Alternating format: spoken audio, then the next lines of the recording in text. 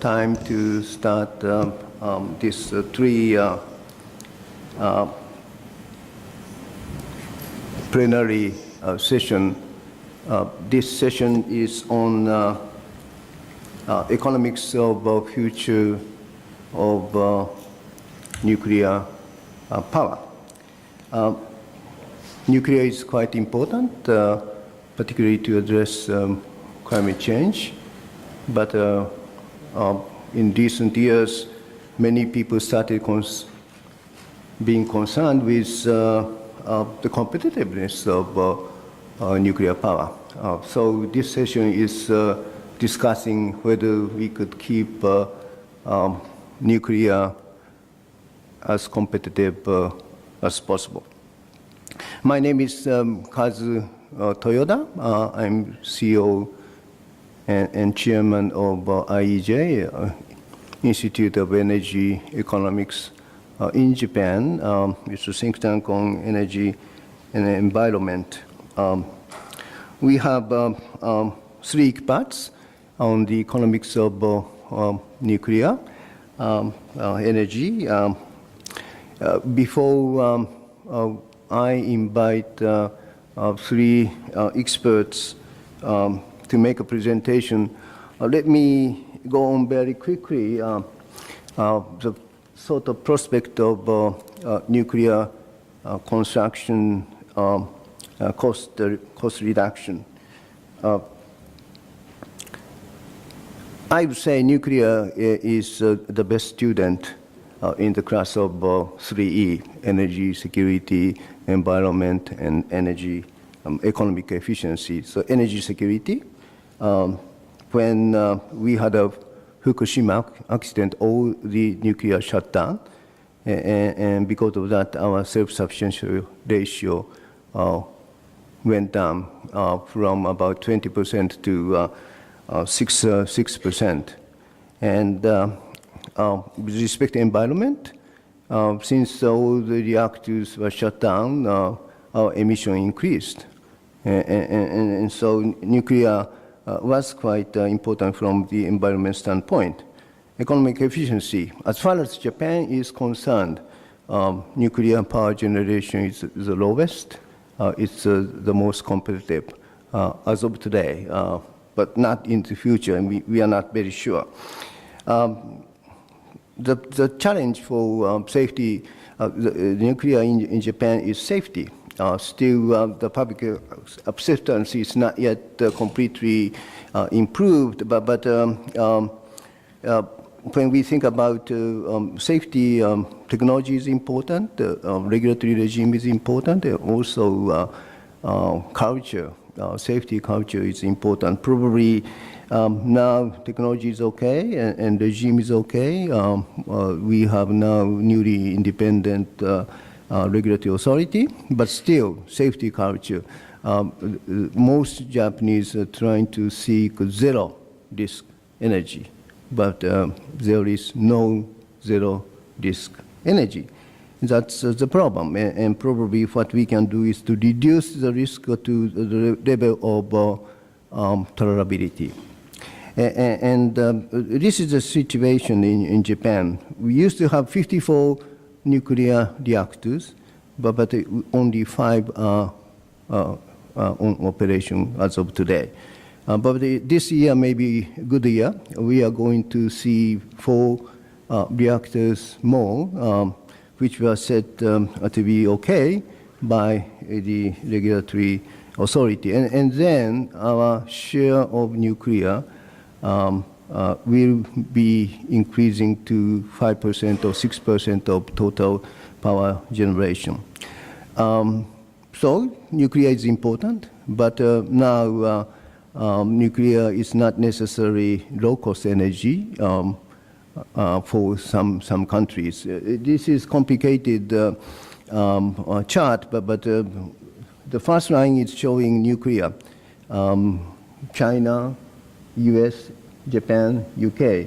Even among 4 countries, the cost is quite different. But with respect to US, if you look at the second line, the third line. Now, the competitiveness of nuclear in the United States is being caught up with by gas-fired plant, and so depending on a country, the competitiveness is quite different. And now U.S. has some problem with respect to competitiveness. And there is another issue with respect to cost issue. It's a FOAK, F-O-A-K, first of a kind. A new reactors is being introduced, and in most cases, cost overruns being seen. I think it's because of unexpected longer period of construction, and because of that, the initial cost, which is deep blue line. In addition to that, we have additional cost for this FOAK, first of a kind, new technology. It is not only in Europe, it is to some extent also seen in China as well. And in addition to that, there is a problem of additional cost for safety enhancement. This is a case of Japan. I said 5 reactors on operation, and most of them, the cost, additional cost was seen because of safety enhancement. It depends on reactors, but 20% addition or 70% addition. It depends on a reactor, but clearly safety enhancement would increase the cost. So I would like to raise several questions to the panelists. First, whether nuclear cost rise depends on country. If yes, why? And can we deal with that? What need to be done?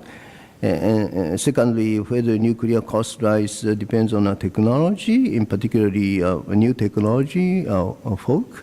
If yes, why? And what need to be done? And thirdly, whether measures to enhance safety could inevitably lead to the cost rise. If it is yes, what can be done? How we could avoid such cost rise because of those issues. But in addition to that, maybe you have attended in a session with respect to market reform. Market reform is trying to make power company more competitive, but because of that, the sort of profitability is declining. And under the market reform, can we really make the nuclear as competitive as possible? That's the question. And finally, maybe we could discuss what sort of lessons we could learn from the past experiences, mostly in developed countries and China and India. What sort of lessons we can share with Asian countries. And I would stop here, and let me invite our expert for this panel. The first expert is Dr. Michel Berthelemy. Could you come to the stage? Michel is a senior economist at the French Atomique and Untitled Energy Commission. His responsibility cover economic and strategic analysis on future nuclear system, including small modular reactor, generation 4 reactors, and fuel cycle issues. So, Michel, you could first find your presentation. With you. Well, thank you, Mr. Chair. It's a pleasure to be here and to have this discussion on the economics of nuclear power today in Asia. Which clearly is a part of the world that asks itself a lot of questions on the issue regarding new build. So for those of you who don't know my organization, I work at the French Atomique and Alternative Energy Commission, which is the largest energy R&D body in France. There's about 16,000 staff, and it looks primarily at nuclear power R&D, but increasingly at solar, hydrogen, and storage among the other low-carbon technologies. So for my presentation today, I'm going to try to give you my perspective on the competitiveness of nuclear power in future low-carbon energy mixes. To do that, I will start by going back to the question of the role of nuclear power in climate change mitigation policies and scenarios. Then I will talk a bit about the status of the nuclear industry today and try to suggest that it's an industry that is very much in transition. And if we want to understand the competitiveness in the future of nuclear power, we need to understand that. I will then dig more into the current and projected cost of nuclear power, trying to understand why costs have increased in the future and how it can be reduced moving forward.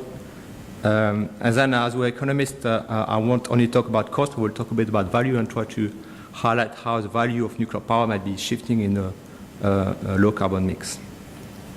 So as we know from most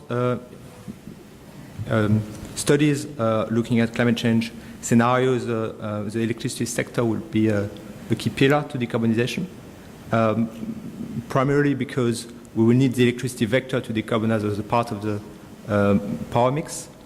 And if we look at those scenarios, we could expect electricity production to be multiplied by 2.5 by 2050. And that would mean roughly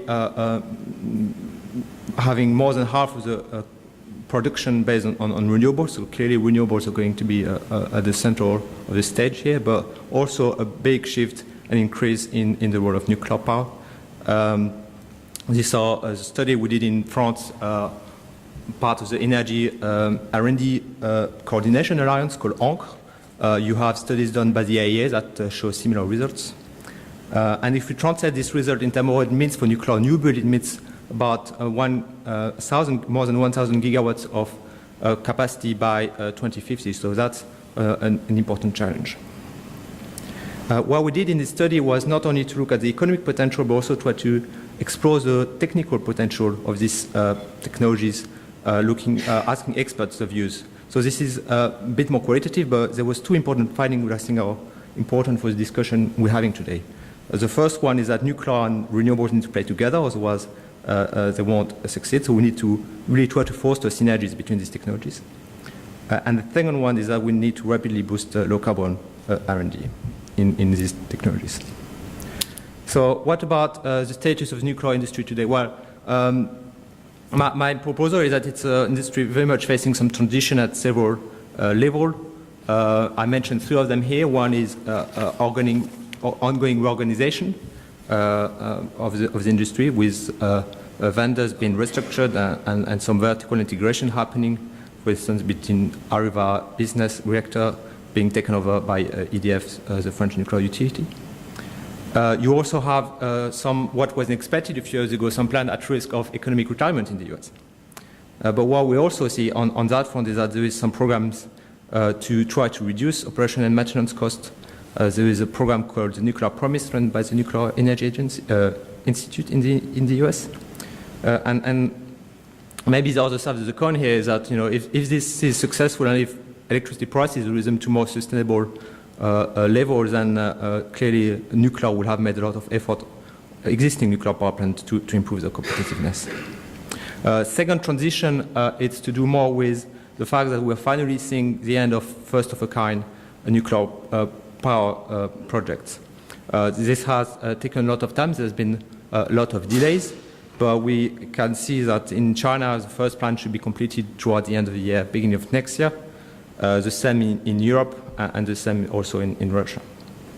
And the third transition here is regarding nuclear new build. We do see that there's still a number of plans for new build at the worldwide level, but we really see a shift of the center of gravity toward Asia. And if we look at the cost of a nuclear project in Asia, we can see that this is a part of the world where they're still competitive. So what can we say about the cost of nuclear power today on an LCOE basis? If we look at data from the International Energy Agency and the Nuclear Energy Agency, we see that there has been a very steep decline and reduction in the cost of renewables. And again, this trend, the cost of nuclear has remained fairly stable over the last few years. So that's, setting aside the issue of first-of-a-kind reactors. So we could say that, the competitiveness is still there, but it has been eroded. Having said that, there's something a bit misleading in this figure, is that we do assume that the cost of capital is the same for all these technologies, but we know today that the cost of capital for a number of solar PV and wind projects are much lower for reasons to do with risk allocation and mitigation, which is not the case of nuclear power, and if this continues, that's still something that will have some impact on these figures. If we try to look forward about future cost, for instance, by 2030, we could expect that the cost of renewable will continue to fall. And here the question is very much about is nuclear going to continue to maintain its competitiveness, and to which extent we could expect cost reduction. And to answer this question, we need to first go back a bit and look at what's been happening with first-of-a-kind projects.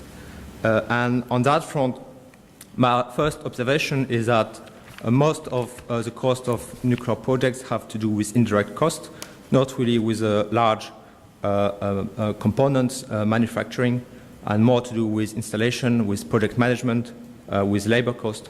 And for this indirect cost, industrial organization and supply chain are key, along with the interplay with the regulatory framework, and we can see that for some projects it has been difficult for first-of-a-kind.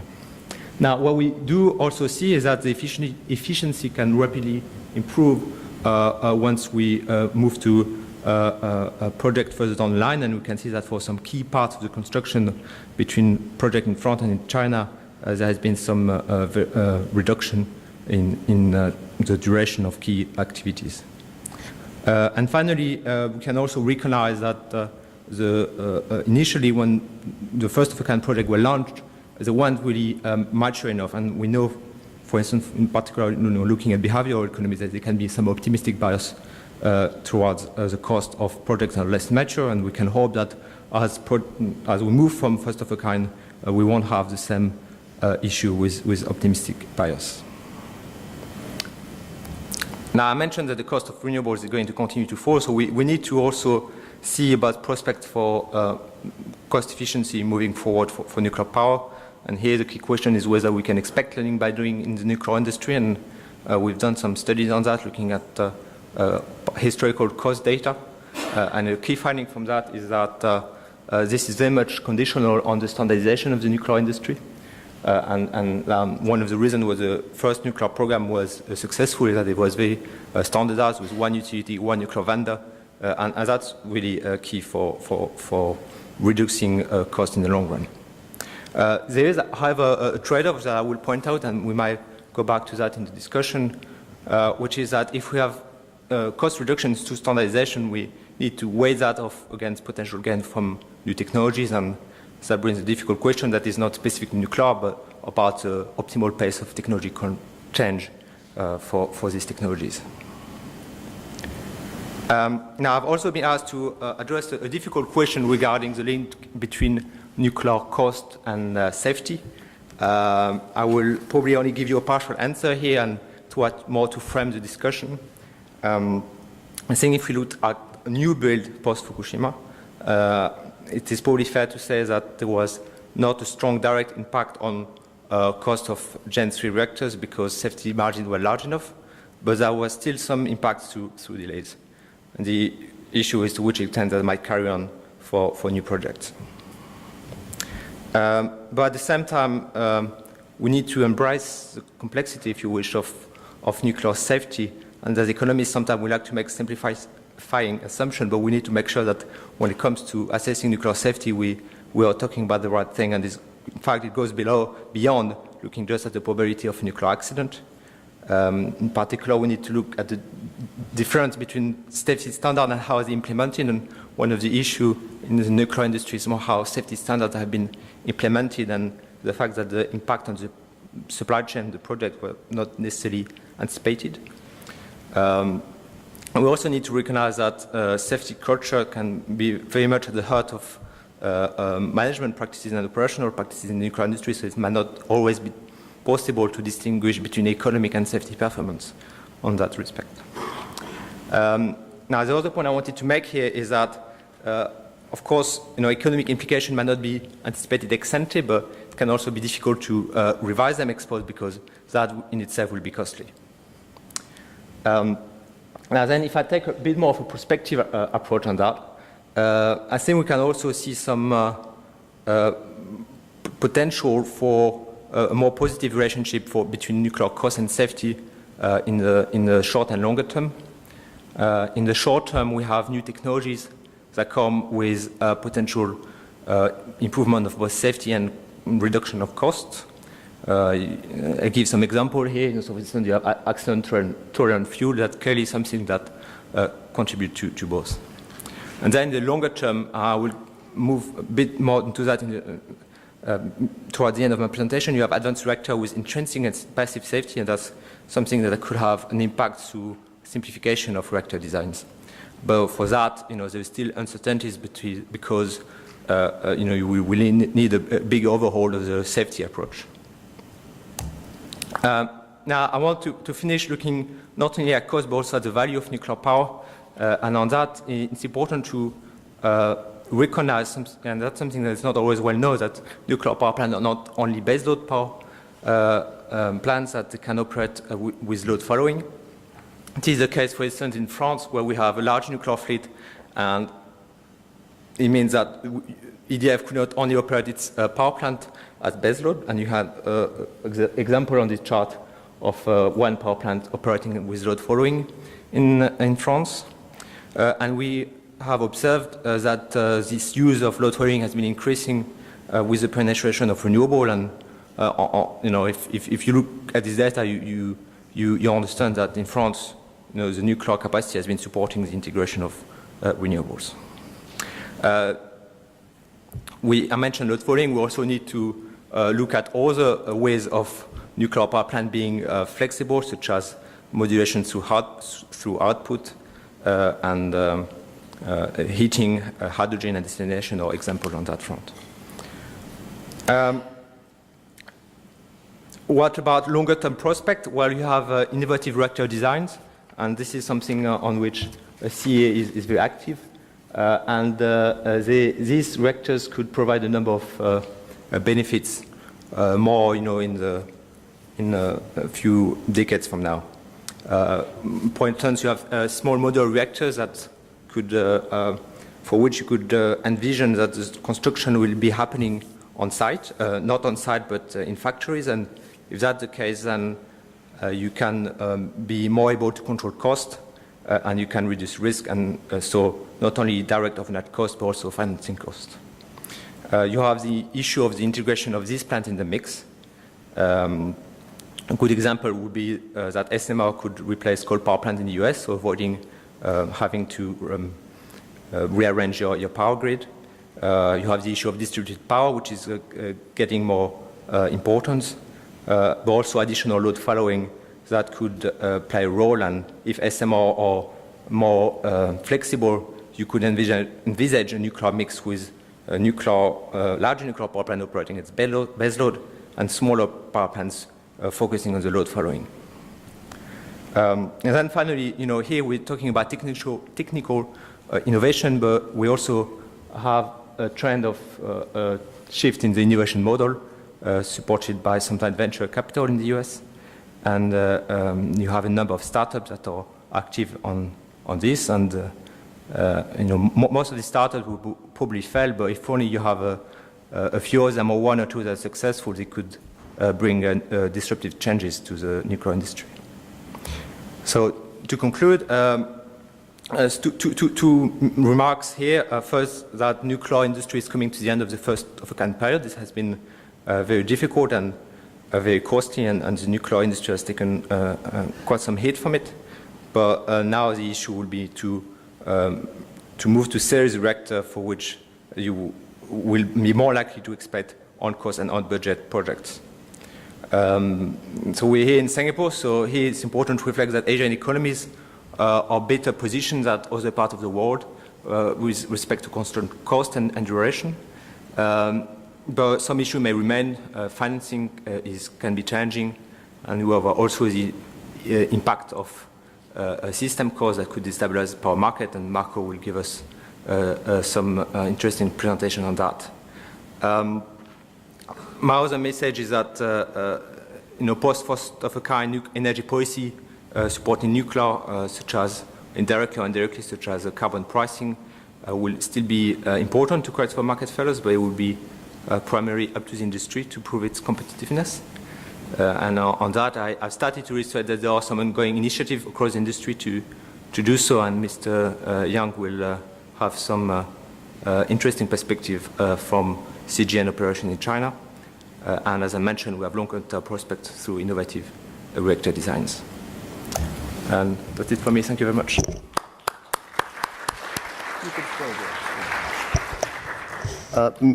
Michel, thank you very much for your very interesting presentation, and also I will thank you for being punctual. Actually, respective presenter has 20 minutes, and if you are punctual, we could have 20 minutes left for our discussion. Let me invite the second speaker. The second expert is Mr. Yang Kalin. He is Chief Financial Officer of CGNP, China General Nuclear Power Corporation.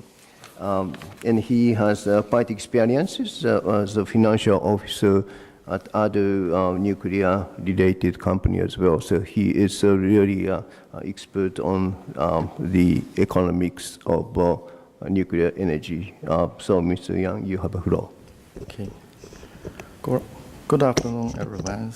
First of all, I shall be grateful to Mr. Toyoda for your invitation, so that I have this precious opportunity to learn from every one of your participants, your valuable researching accomplishment and experience in nuclear power, safety, and project efficiency enhancements. I will touch on the following 3 points, introducing to you the CGN's practices in managing MPP capital expenditure, especially why the post-Fukushima accident was faced in China, what we will have done, what situation, and we are facing, and what will we make our efforts to achieve in the balancing of nuclear power safety and its economic efficiency. The CGN, which I'm working with over 20 years, the China General Nuclear Power Corporation started its business in 1979 with investing in building and operating a large commercial nuclear power plant, Diabei MPPs, and has passed 4 stages in its history. At the starting stages, CGN made a breakthrough for setting up a brand new business model in the so-called planning economic of that time, economy system at that time. Facing the shortage of technology, project management experience, financial sources, and talent manpower. As developing stage, we realized the localization in nuclear power engineering, construction, and operations. As a speeding up stage, we invested in and managed in scale of large batch, total of 18 units for its construction through the measures of standardization and specialization. And as a fourth stage, while the PF was faced, we achieved an outcome from our long-term and continuous research on advanced nuclear power technology by innovating HR-PR1000, namely Hualong 1 technologies. This page shows how CGN has promoted its nuclear power and other non-fossil and renewable energy business in the global market. Now, CGN becomes the largest nuclear operator in China and the largest contractor for nuclear power engineering and construction worldwide. Now, at the end of 2016, we are managing a total of 20 units in operation with a market share amounting to over 63% domestically, and managing the 8 units under construction with over 15%, 55% world market. To accomplish this performance, we have mainly conducted our strategic measures in cultivating the standardized and centralized MPP operation services in the field of operation and maintenance, outage and equipment lifetime management, spare parts, manpower training, and fuel assembly management, and refining our specialized nuclear power EPC services in the field of design and engineering, procurement management, civil work and erection, and commissioning. As a result, during past 10 years, we were able to have a firm grip on the project capital expenditure and the construction costs of our standardized CPR 1000 technologies on a base around 1,700 US to 100 and 900 US dollar per kilowatt. Even the CPI and PPI growth in China by 35% and 13% respectively. These costs shown in this chart are all-in costs, which include the price escalation and the capitalized financial costs.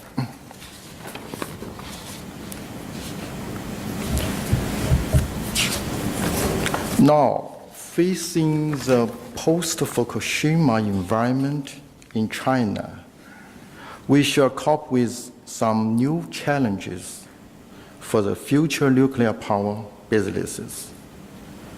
The first, after Fukushima accident, Chinese government issued new policies and new regulatory safety requirements on development of nuclear power industry, which means that our Chinese government to set up the regulatory standards which not lower or even higher than the international standard and practice in principles. The second, the relevant regulators in China upgraded the safety and quality regulations on assessment, approval, and the supervision of nuclear power projects and the qualification of relevant builder and manufacturers, such as insurance of public evaluation and surveillance policies, enhanced management of the quality certification and license, and etc. The third, Chinese government improved legislation and surveillance on environmental protections to some extent, which means that we have to spend more money to make a good use of land and sea waters, something like that. For the fourth, China's electric power systems has been pushing to restructuring and market-oriented reform since 2015, which means that step by step we have to go in market to compete with other kind of electric power plants, so coal-fired, hydro, and the renewable powers for on-grid power generation and also tariff.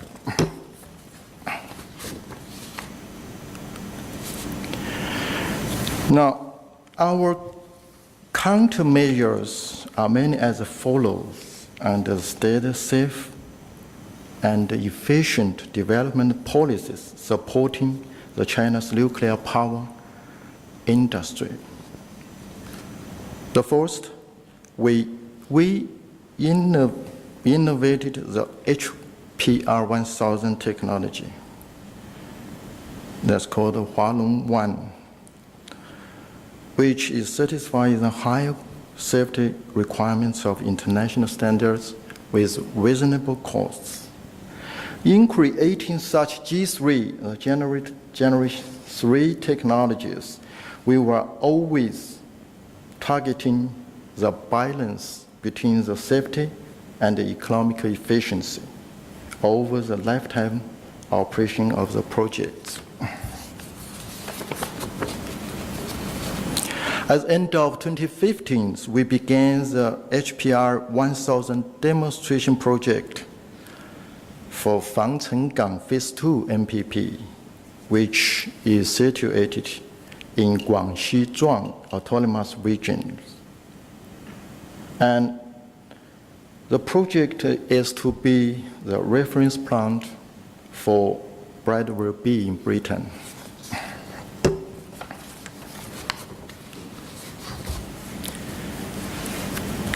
One of the critical tasks for the project efficiency is that we will try our best to finish the project building within 62 months. Now we can say from China's practice, the civil works milestone of the dome lifting can be reached within 24 months.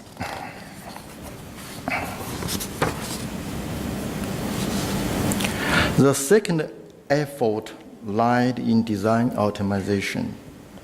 Our specialized subsidiary, CGM Project Engineering Company, is keeping the optimizing work on following 24 items in the field of main parameter and main equipment, process system, radiation shield and waste disposal, civil works, and electric and instrument and control systems. The third measure goes to design standardization as following 5 aspects: to acquire the performance in efficient design process, less site variation, lower design cost, and effectiveness in batch construction. The fourth measure is to enhance our centralized procurement and manufacture management by promoting the competitiveness of procurement package through upgrading the supply chains. Now, over 93% of all the procurement packages in HPR 1000 demonstration projects are competitive in accordance with our situation in China's market.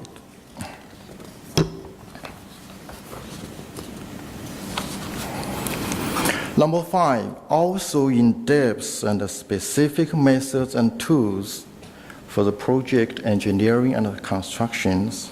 We are planning to make good use of the 4 new techniques and technologies in our construction methods, tools, materials, and devices, mainly to shorten the construction time and acquire cost efficiency.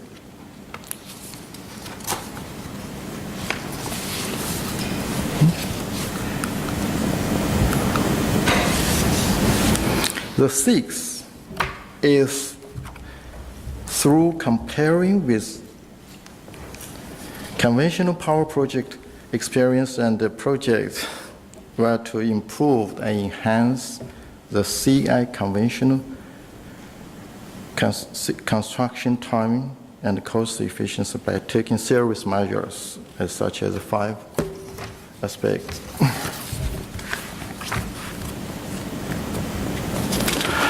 The 7th is to conduct the industrial resource integration by building nuclear power as ecospheres in China, by making all the contractors and subcontractors self-incented to work together for common goals in building and operating a nuclear project in lifetime stability.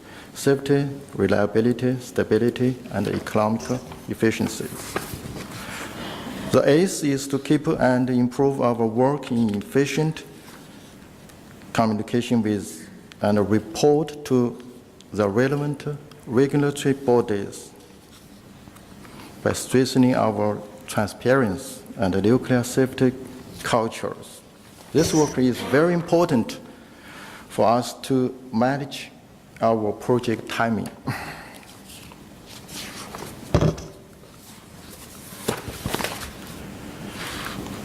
Now, all the measures mentioned above are focused on our targets, improving the constructing duration and acquire the construction cost efficiently.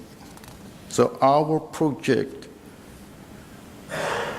are to finish the construction within 15 months. This is our target, and slash the capital expenditure by 18%.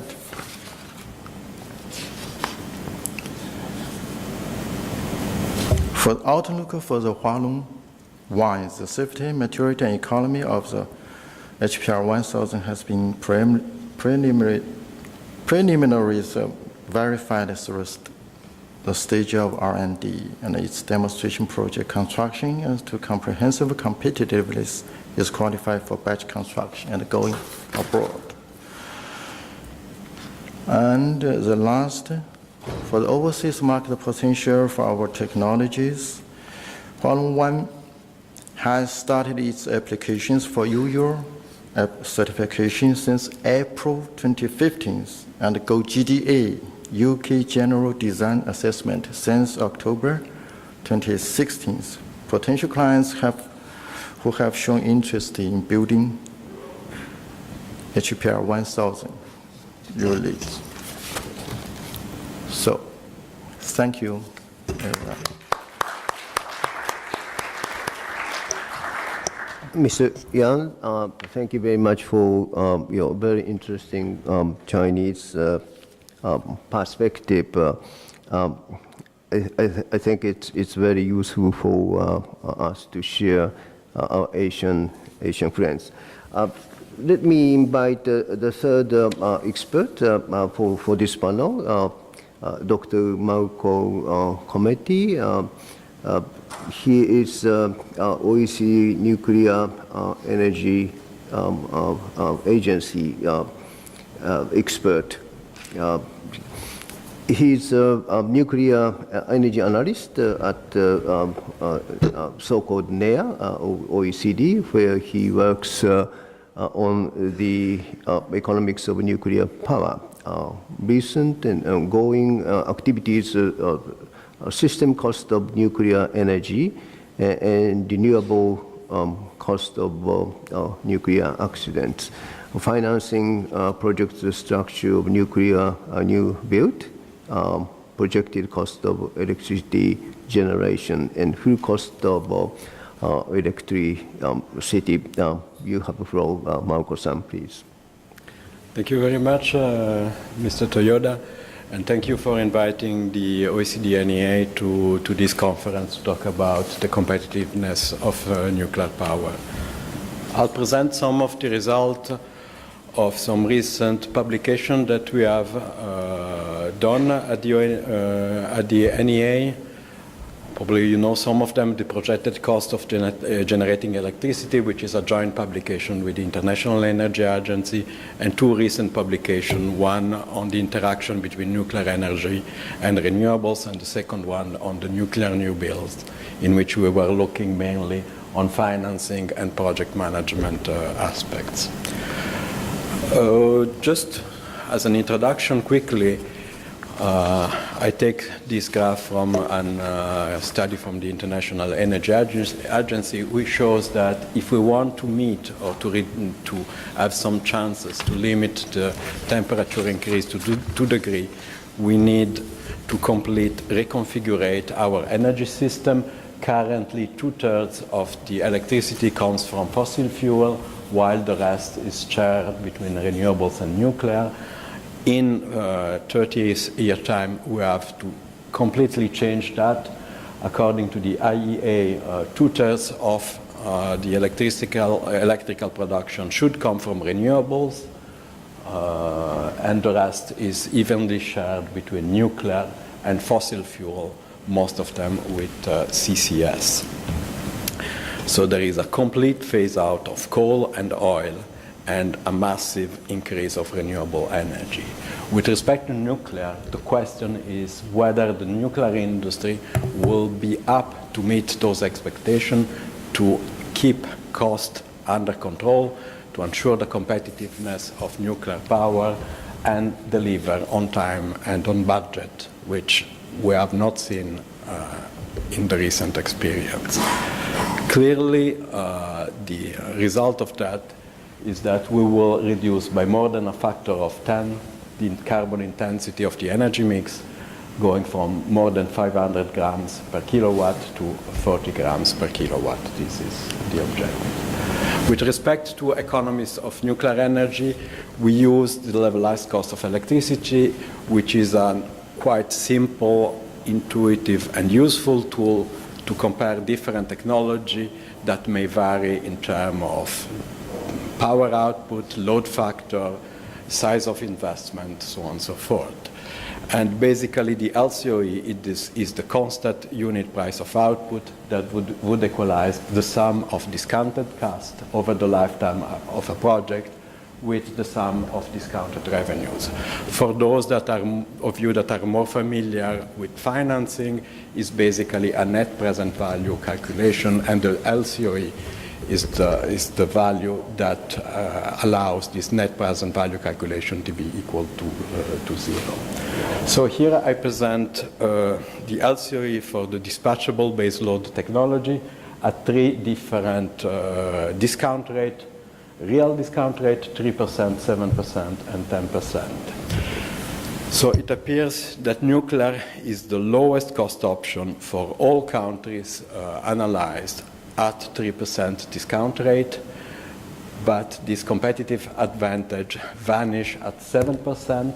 At 7%, the median cost of nuclear is slightly lower than that of coal and gas, but definitely at 10%, nuclear is not competitive compared to the other baseload technologies. Also, an important thing to be noted here is that we have observed large regional differences between NEA countries, between OECD countries, and by far Asian countries are those that have the lowest cost for nuclear generation. So nuclear generation is definitely more competitive in Asia than in the rest of the world. And then it is interesting to show the same graph, the LCOE, for wind and solar technologies. What we have seen is the cost of renewables, and in particular the cost of PV, has declined substantially since the last edition of the projected cost, and there are no more cost outliers. In some circumstances, in some regions, they have reached the similar or even lower LCOE than conventional dispatchable technologies. And definitely further cost reduction are expected from variable renewable technology. To a certain extent also we realize that plant level costs as they are represented by the LCOE are becoming of less importance. What is important now is the ability of a technology to ensure secure and cost-efficient supply at a system level. Before going a little bit more on the system analysis, I want to share with you this graph that shows the structure of the cost for the nuclear power plant, for nuclear power at 7% discount rate. In blue, you have the fixed cost, the investment cost, which are costs that occurs before that a single kilowatt hour is produced. They are overnight cost, contingency cost, and interest during construction. And you can see that interest during construction is already 20% of the total capital cost. To that, you have O&M costs, which are also part of the O&M cost, or a large fraction of the O&M cost in the darker green area, are also fixed cost. That means that for nuclear technology, only 50% of the total cost are variable costs due to variable O&M and fuel cost. And that will see that it has a big impact on the economics of nuclear. So to sum that up, the economics of nuclear strongly depend on the total investment cost, so overnight, lead time, and the discount rate. And as all capital-intensive technologies, nuclear is very sensitive to the discount rate, which is not as an exogenous variable that comes like that, but represent or should represent the project risk.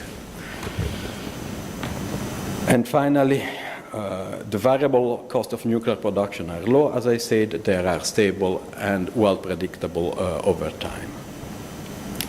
To a certain extent, nuclear, in terms of generation cost structure, has a lot of similarities with all low-carbon technologies. They have all higher capex and low opex. And to a certain extent, they have really similar economic characteristics. On economic viewpoint, they behave more or less in the same way, which has some advantages and some disadvantages. What is benefited for nuclear is also benefiting for variable renewables, but also they compete to a certain extent to the same market part.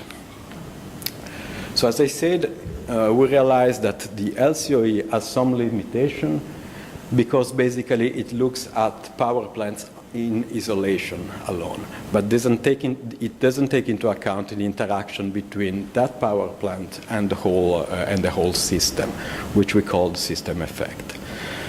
In a simplified way, is a measure of cost, but doesn't tell you anything about the value of the electricity that has been generated, which refers partly on when electricity is generated. And also it indicates production cost at the plant gate, but doesn't tell you anything about how much it costs you to connect, transmit, and distribution your electricity. So this is a nice graph from Leon Hirt that I take here that shows the challenges of variable technologies. So the wind doesn't always blow, so the load factor of renewables is variable with time. They are difficult to predict, which increase some cost for balancing, and also good sites are often distant from load centers, and this has an implication on the cost for transmission and connection. As a conclusion, I would say that at low financing cost, nuclear is still a very competitive low-carbon technology, especially when those system effects are appropriately taken into account. One other interesting point that I would like to share with you is that the value for the system of variable renewables declines with their penetration level. So this has been shown by many people from now, and those results are from our new calculation or a new study on variable renewable integration, in which you see that the value for the system, which is very similar to the market value, if you think that it is in a pure competitive market, decrease much greatly for variable renewables than for dispatchable. The question to me is really the following. We see that there will be a decrease in levelized cost for variable renewables. Nobody knows by how much, but certainly there will be a decrease. What is the key factor?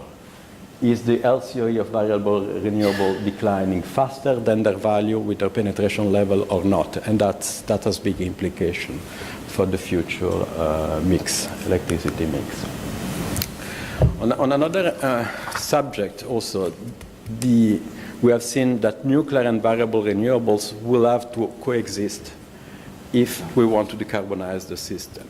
So what we have observed into the market in the short term is that there is the investment in variable renewables had an important impact on wholesale electricity price, both in the US and especially in Europe. We see that several power plants are not able anymore to recover variable cost.